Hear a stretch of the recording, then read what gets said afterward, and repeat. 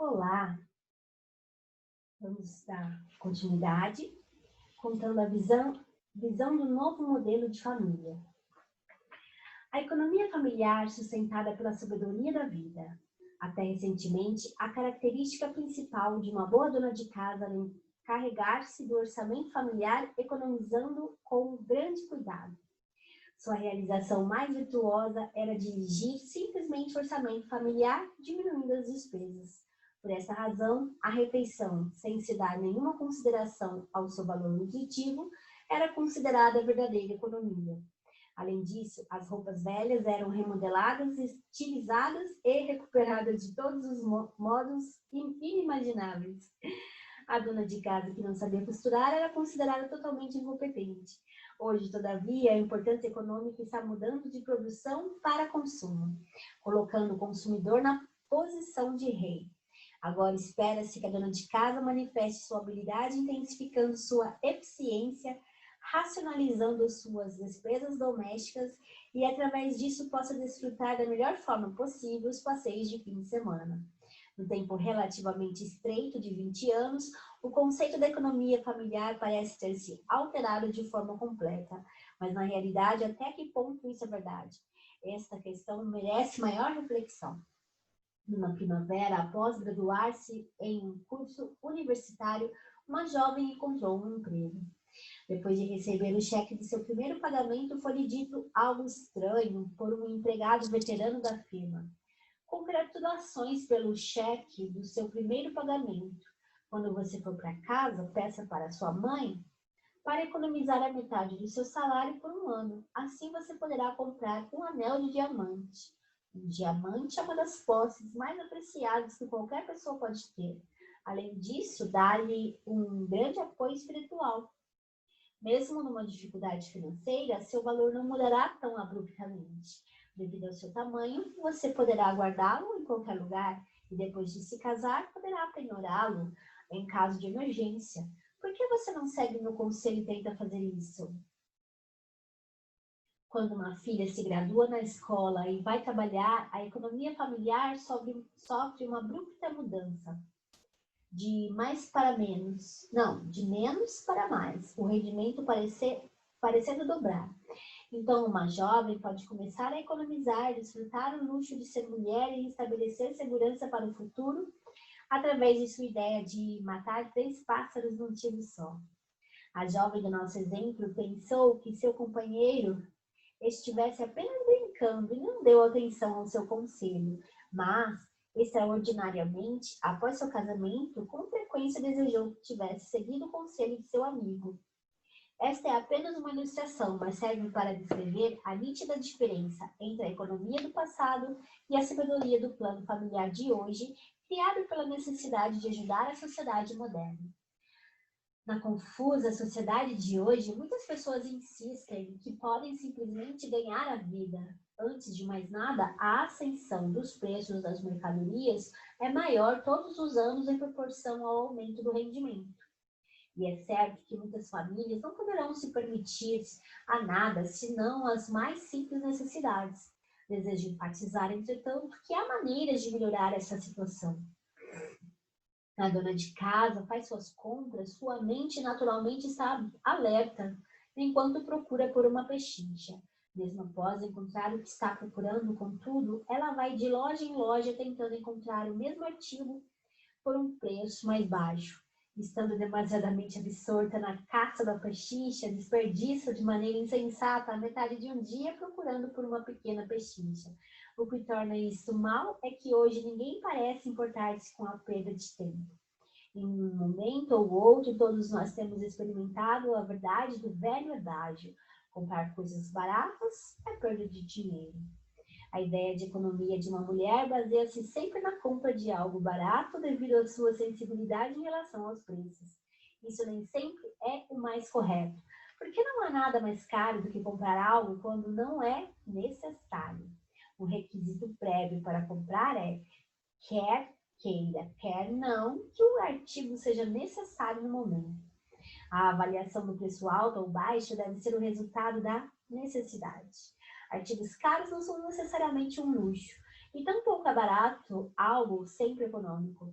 A avaliação do desperdício e o consumo deve ser o fator-chave na ênfase consumidora de hoje. De hoje, então, hein, presidente Guilherme? O desperdício, não importa quão pequeno seja, é um fator negativo para a nossa subsistência. Quem pode negar que um buraco aparentemente pequeno pode, afinal, afundar um grande navio? Não é? Eu sempre costumava especificar, né, as despesas que a gente acabava tendo maior volume. Não era aquele artigo caro, né? Eram sim as pequenas coisas de valor bem baratinho que, quando somava tudo no final do mês, dava uma quantia absurda. Porque muitas vezes a gente pensava 2, 3 vezes para comprar um produto de maior valor, colocando todas aquelas peneiras de preciso, é urgente, né? Realmente necessário. Então, não fazia aquela compra de imediato, mas uma coisinha assim à toa, uma bala na rua, um docinho qualquer coisinha, a gente ia, então, de R$1, de R$2, de um em um, dois em dois, quando via nos 30 dias, ao final dos 30 dias, dava uma quantia que poderia ter comprado aquela coisa de maior valor, que era mais um bem durável, do que ter gastado essas quantias pouquinho ali que você não viu onde foi o dinheiro, né? Aí a gente brincava, eu e meu marido, quando via essas coisas, estamos comendo a nossa casa, porque o nosso plano sempre foi a casa, nosso objetivo de concluir, né, ter. E aí, quando a gente via esse dinheiro indo assim, falou, estamos comendo a nossa casa, e voltava de novo para a linha, para não gastar em demasiado, até com alimentação, porque comer fora acaba sendo caro, então a gente acabava optando por fazer refeições dentro de casa, mais simples e tudo, para poder realmente conseguir conquistar um objetivo maior de um bem durável. Bem, uso efetivo das economias e livro de contas domésticas. Sinceramente, como jovem, ofereci pequeno esforço para economizar dinheiro. Era de minha natureza despender tudo o que tinha. Talvez o espírito de Edopo, que despende todo o dinheiro de um dia sem pensar no amanhã, existisse em algum lugar profundo dentro de mim. O último presidente, essa cartaz, eu sei toda, sempre me repreendia sugerindo que aprendesse a economizar.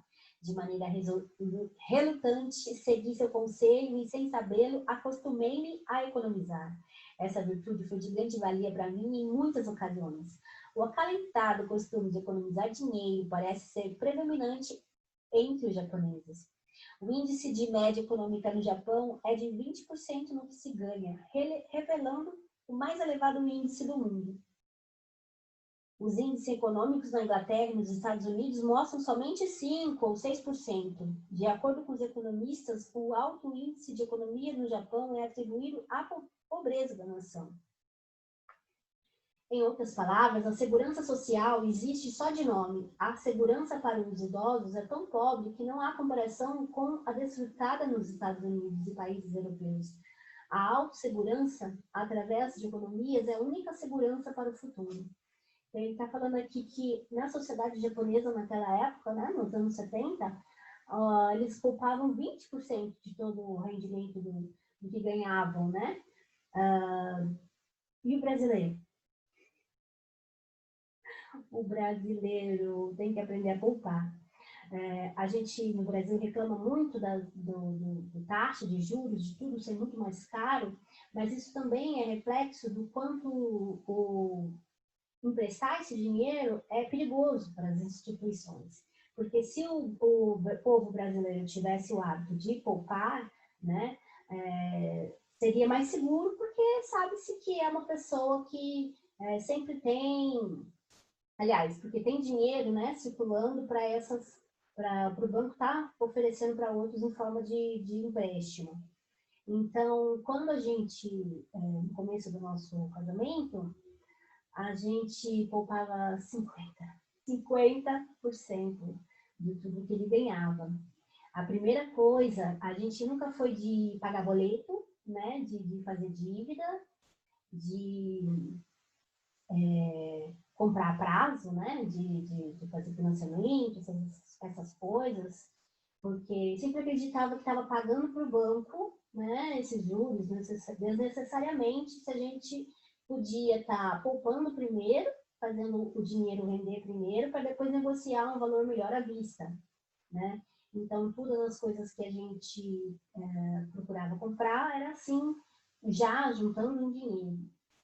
E nisso, no começo do nosso casamento, era uns 50%. A primeira coisa que eu fazia, né, quando caía lá o dinheiro, era separar aquele dinheiro que já estava destinado, determinado, né, para ser separado, não ser gasto, e aí o que ficava era o que gastava.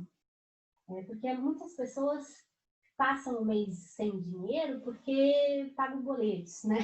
Porque faz dívidas, depois fica todo desesperado, cheio de dívidas, não consegue pagar. E isso nunca aconteceu com a gente porque a gente fazia essa dívida com a gente mesmo, né? Então, o pai dele costumava falar, olha, nunca faça o seu custo de vida contando com as horas extras, né? Nunca conte com as horas extras. Então, ele, de fato, nunca contou com as horas extras e sempre, né, o nosso custo de vida foi bem abaixo do que ele ganhava para poder ter mesmo esse valor guardado. E 2 ocasiões que teve de cair, né, muito a renda dele, que foi uma vez que ele estava numa empresa que estava fechando, e ele trabalhava à noite e colocaram ele para o dia, então o salário já caiu 40% só nessa pegada, né? E ele estava tranquilo, as pessoas, os colegas estavam todos desesperados, porque as dívidas já estavam somando e tudo. E aí perguntaram para ele, né? Por que você está tão tranquilo, seu salário despencou tanto e tudo? Aí ele falou, esse era o valor que eu guardava. Eu só não estou guardando mais. Não teve nenhum reflexo na vida, assim, da nossa vida como era antes. Só paramos daqueles meses, 2 meses, de guardar aquele valor que a gente guardava. Então, por exemplo, agora, numa situação de pandemia, né, em que muitas empresas diminuíram o valor dos salários e, enfim, até demitiram, é um momento que não nos pegaria de surpresa, porque a gente sempre teve prevenido, né? De certa maneira. Ele não parou de trabalhar, a empresa trabalhou direto, mas se fosse o caso de uma diminuição no salário, não seria uma coisa que refletiria tanto. Bom, continuando, embora isso seja verdadeiro, se há realmente uma necessidade de economizar hoje, o tema deveria ser abordado mais racionalmente e praticado com a aplicação da sabedoria da vida. Se isso for esquecido, a economia transformará os homens em miseráveis. Não importa quão grande seja a fortuna, se for adquirida economizando-se miseravelmente, a mente do economizador será desprezível e estará à margem da autodestruição. Assim, né, gente? Porque aqui está falando de mesquinhez, né? É diferente, porque se a pessoa fica nessa vibração de escassez aí, também não tem futuro, né? Fica miserável de qualquer forma, porque perde, de alguma forma acaba perdendo. Então não ajuda. Aí ele diz, Tolstói dizia sobre a natureza, sobre a fraqueza humana. O dinheiro é a nova escravidão. A diferença entre a velha e a nova é a inexistência da relação humana entre o escravo e o seu amo. Observando a condição piedosa do servo da Rússia, Tolstói sofria como resultado da emancipação que trazia o desenvolvimento do capitalismo e que pervertia a mente dos homens através da influência nociva do dinheiro. Economizar somente para tornar-se escravo do dinheiro deve ser qualificado como trágico, com certeza. Concordo. Por exemplo, as economias secretas de uma dona de casa podem conduzi-la gradualmente aos intensos afazeres para ganhar dinheiro, tal como aventurar-se às ações sem o conhecimento do marido. Ah, ações. arriscando a fortuna de toda a família. Vemos com frequência esse tipo de tragédia. O mal não está no fato de economizar secretamente, mas antes na fraqueza da dona de casa em relação ao dinheiro. Dinheiro é uma energia que a gente tem que aprender a lidar, né? Como é que se diz? Ser capaz de não deixar aquilo te dominar, né? O dinheiro na vida que a gente leva, social e tudo, é para conquistar os bens que a gente tem interesse, tem vontade para ter uma vida mais confortável, e não há mal nenhum nisso, né? Inclusive, dentro da filosofia budista, existe um preceito de que desejos mundanos são iluminação, né? Que requer justamente da gente, toda vez que a gente está desejando algo do mundo, né? O mundano, que é dessa vida que a gente leva, orar para concretizar esse objetivo, a gente está atingindo o estado de Buda por estar fazendo a oração. Então, se o objetivo é material, tipo, não importa muito ser material, mas o que importa é que o caminho está te levando a ele, entendeu? É bem legal. Bem, no mundo difícil de hoje, é ingenuidade uma dona de casa sonhar encontrar muitas oportunidades lucrativas, mesmo que apareça uma, mas provavelmente uma traiçoeira armadilha. Economizar deve ser um ato sábio para estabelecer uma vida saudável que eleve o padrão de vida de uma pessoa. Aqui ele fala que era mais difícil ganhar do que economizar o dinheiro do marido. Hoje já é mais diferente. Hoje já é uma infinita possibilidades de renda para uma mulher, mesmo que a escolha dela seja dona de casa, né? Tem que estar vendendo alguma coisa, enfim. Tenho me aproximado de proprietários de empresas de classe média pequena e de seus problemas, às vezes podem se culpar os problemas aos recessos dos negócios, mas a maioria está na conduta de vida de uma pessoa e na administração do orçamento familiar, sempre. Independente de quanto ganha, se não souber administrar, não souber gastar menos do que ganha, nunca vai ter saldo. Então, sempre. Por exemplo, a desleixada contabilidade ou o gasto impreciso são evidentes quando o lucro e as despesas estão misturados. As despesas de divertimento e os trocadinhos para as crianças são tomados das vendas do dia. Sob tais condições, seria estranho que o negócio não chegasse ao impasse. Está falando de pequenos negócios, né? Que não tem uma contabilidade separada da empresa, da casa, e tudo o dinheiro que entra acaba saindo de um jeito que não sabe onde está indo o dinheiro. Então fica difícil mesmo prosperar assim.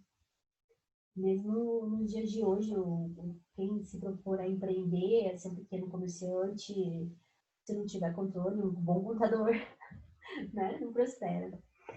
Em uma grande firma, tais práticas seriam chamadas de desfalque ou abuso de fundos, que resultariam em falência. Em muitos casos em que vendas e fundos familiares são discretamente separados, os negócios que uma vez foram ao fracasso podem fazer uma boa reviravolta.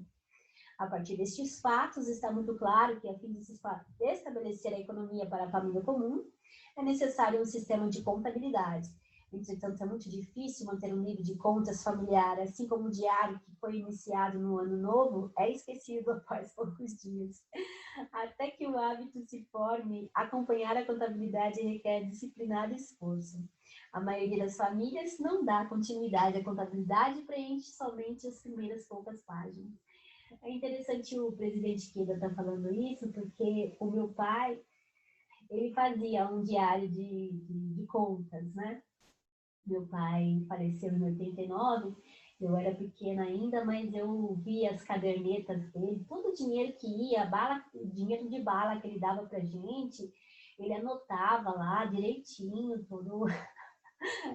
Dei para a esposa tanto, dei para a filha tal tanto, era bem interessante porque eu acabei aprendendo com ele isso, do modelo, vendo, né, o exemplo dele, e trouxe isso para minha vida adulta, sempre procurando ter controle de onde estava indo o dinheiro para realmente ver o dinheiro render, para comprar bens materiais que nos desse mais conforto, né?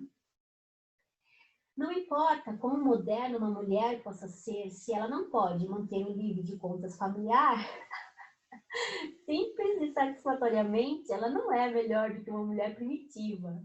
Nós estamos vivendo uma era de números. O conhecimento do valor dos números é a base para formar o nosso meio de vida e uma importante arte de viver. E aí é engraçado que eu trouxe não os cadernos, né, de contabilidade para o meu casamento, e meu marido falou, já é 2005, ou podemos informatizar isso aí.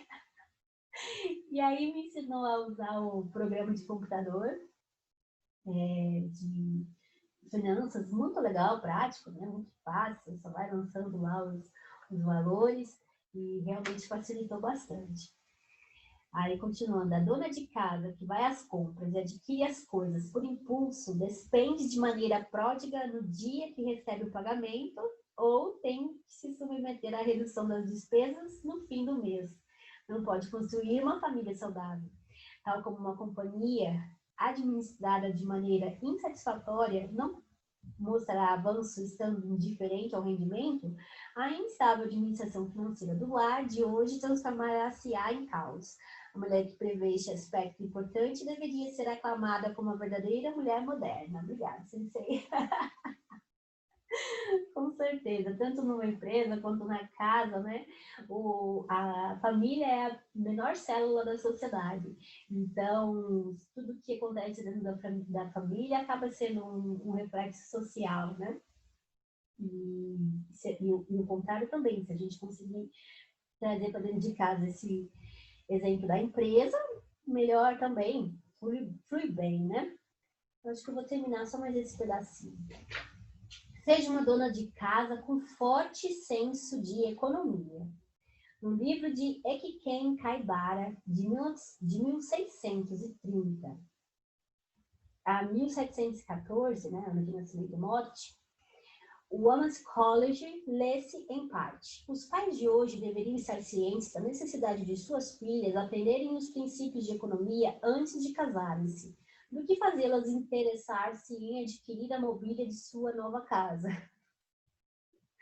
Há um velho ditado: os pais sabem gastar 1.000.000 de ienes preparando o lar de suas filhas, mas não sabem educá-las de maneira econômica por 100.000 ienes.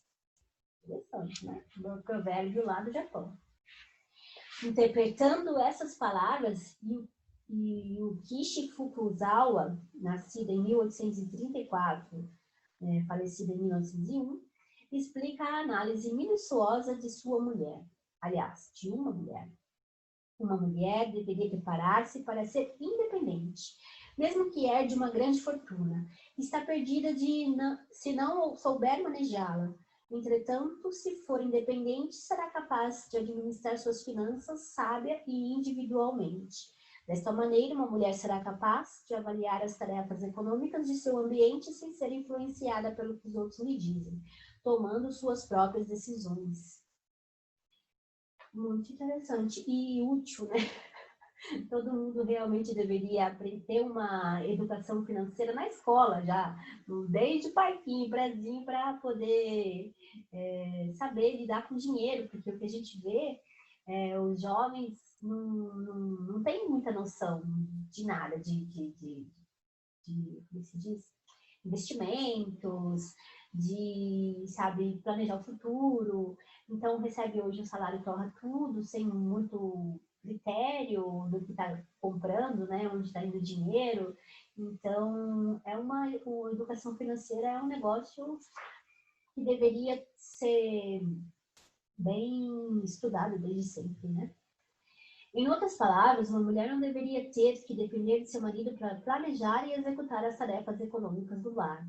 Por exemplo, gostaria de saber quantas donas de casa estão cientes dos impostos que sua família deve pagar por ano. Frequentemente, as donas de casa têm pequeno ou nenhum conhecimento das deduções das folhas de pagamento de seus maridos, confesso. Confesso. E não estão cientes dos impostos incluídos em suas compras diárias. Muitos impostos estão bem escondidos, apesar de que os projetos públicos, tal como a construção de rodovias, serem realizados através dos impostos, há ainda a ilusão de que a maioria do trabalho é feita como um favor do Estado. Não é exagero dizer que a ignorância pública em relação à economia é responsável por essa ilusão. Por sua vez, distorce a atitude dos políticos. Verdade, Cícero. Ouvi dizer que quando o orçamento da Inglaterra está sujeito à deliberação do Congresso, as donas de casa cessam as compras para observar a situação econômica. Essas donas de casa podem ser chamadas de mulheres democráticas. A política não se encontra distante do povo, existe nas proximidades da vida diária. A gente vê realmente esses exemplos, né, de outros países, sempre que tem algum produto mais caro, eles deixam de consumir aquele produto. Tem uma mobilização que a gente não vê no brasileiro. O brasileiro tem uma cultura de assim, deixa eu mostrar que eu posso. Eu posso comprar do mais caro que eu posso. Entendeu? É bem diferente a cultura mesmo. Hoje, em muitas famílias, ambos, marido e mulher, trabalham. Mesmo que essa tendência seja o resultado dos problemas econômicos, penso que é bom. É natural os seres humanos trabalharem enquanto podem. Chegamos a uma era em que ambos, os homens e as mulheres, trabalham, porque assim o desejam, não porque sejam pobres. Na América, as mulheres casadas de meia idade trabalham em grandes magazines. Na Rússia e mesmo nos países da Europa Oriental, não é incomum as mulheres trabalharem. Nestes países, as mulheres que ficam em casa o dia inteiro sentem-se constrangidas, elas querem trabalhar. É verdade. E na época que eu escolhi ser dona de casa também era um constrangimento. Em 2005, há naturalmente vários problemas confrontando as famílias que trabalham. Uma mulher tem menos tempo para seu marido e seus filhos. Entretanto, se a vida familiar é racionalmente aproximada, a afeição dentro da família reduzirá ao mínimo esses problemas, com certeza. Em outras palavras, a devoção filial desapareceu, mas o amor entre pais e filhos não mudou absolutamente. Uma vez que o amor entre pais e filhos é indestrutível, não podemos sentir pesar pelo fato de o velho sistema de família feudalística ter desmoronado. Hoje a família está fazendo face à necessidade de criar uma nova imagem familiar. Embora seja uma tarefa complicada, não estou pessimista em relação às consequências em absoluto. A dona de casa que trabalha está ciente da mentalidade da sociedade e, por isso, desenvolverá um amplo senso econômico diferente do tradicional. Sinceramente, não espero que todos trabalhem para estabelecer uma imagem saudável da família. Como disse Ralph Waldo Emerson, a saúde é a nossa maior fortuna. A fortuna familiar é determinada pela saúde. Se uma pessoa está doente, ela lançará uma luz obscura em toda a família. Uma família radiante é o recurso para melhorar todas as atividades sociais. Mesmo que se fale em sociedade, ela não passa de um grupo de famílias. Se nós sentimos que a hegemonia familiar existe nas mãos da dona de casa, estamos na realidade admitindo que a hegemonia da sociedade também existe em suas mãos. O ideal de economia de uma dona de casa é o ponto essencial para uma vida familiar prazerosa. Com isso, não quero dizer prazer momentâneo. Os esforços para tornar a vida familiar agradável são os resultados da sabedoria de uma dona de casa. O desenvolvimento da família corre paralelamente com a aplicação da sabedoria de uma dona de casa, que amadurece através do curso de sua vida. Se a família é sacrificada por amor ao prazer, o conceito de lar torna-se uma ilusão como um castelo de areia. Isto é fácil de se compreender quando vemos a mente dos chamados playboys e playgirls. Eles vivem num sonho pleno de tristeza. As mulheres que constroem vidas familiares agradáveis são aquelas que entendem o verdadeiro curso da vida. É isso, né? Eu não me arrependo em nenhum momento da escolha que eu fiz, de ter me dedicado à minha família por esses 15 anos, aos meus filhos, marido e afins. Talvez nem falhei em outros aspectos na sociedade, sim, não tive esse papel social, mas nunca é tarde. Sou jovem, tenho muito ainda que aprender e caminhar pela vida, né? Então, por hoje eu vou parar. Amanhã a gente volta num novo capítulo. O capítulo chama Educação Familiar, Respeito à Personalidade Individual. Então tá, beijão, até mais.